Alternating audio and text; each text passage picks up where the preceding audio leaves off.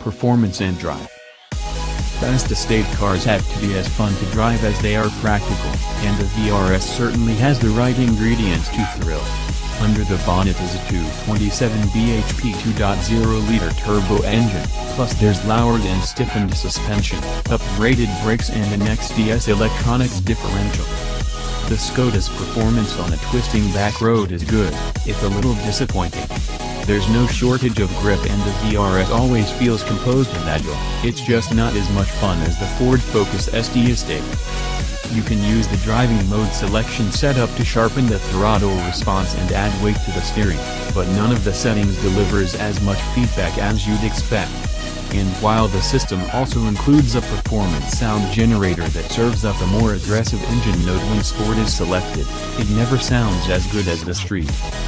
The Octavia's efficient ESG gearbox also saps some driving enjoyment. In town, it's hesitant when pulling away and jerky when moving through the lower gears. Keen drivers will prefer the precise 6-speed manual. What the Skoda lacks in driving fun, it makes up for with comfort. The ride is firm but never uncomfortable, while wind and road noise are both very well suppressed.